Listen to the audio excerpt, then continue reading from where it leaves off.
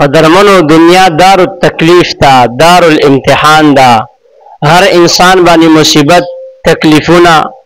دا به هر انسان باندې راځي، قسمه قسم طریقو سره الله پاک د خپل بندگانو امتحان اخلي. اوس دا معلومول چیرې دا مصیبت او دا تکلیف دا په ما باندې راغی، نو دا آیا دا د الله عذاب دی په ما باندې او کنه د الله امتحان دی؟ شاه ولی الله رحمه الله هغه ذکر کړی دی چې کم تکلیفونه په نیکانو خلکو راځي او دوی ور باندې صبر کوي، زړی مطمئن وي او دا مصیبت داسې برداشت کوي لکه بیمار چې ترخه دارو برداشت کوي، نو دا علامه ده دی ده چې دا تکلیف عذاب نه دی، بلکې دا د انسان د مرتبو اوچتولو او د ګناهونو معاف کولو یو ذریعه ده او د الله امتحان دی، عذاب نه دی.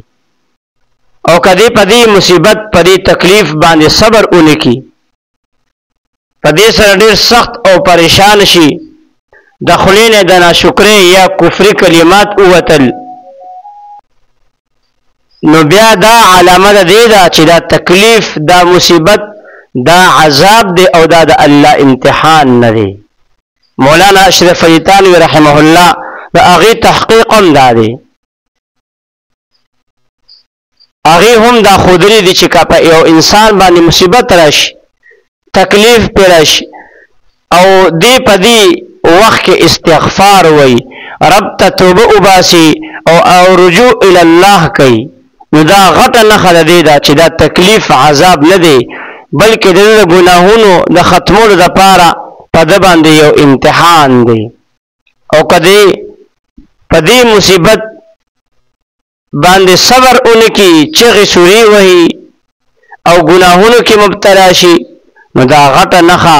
او علامه ده دی دا چې دا مصیبت په د باندې د الله قهر او عذاب دی، د الله امتحان نه دی. الله دې موږ ټولو ته په هر یو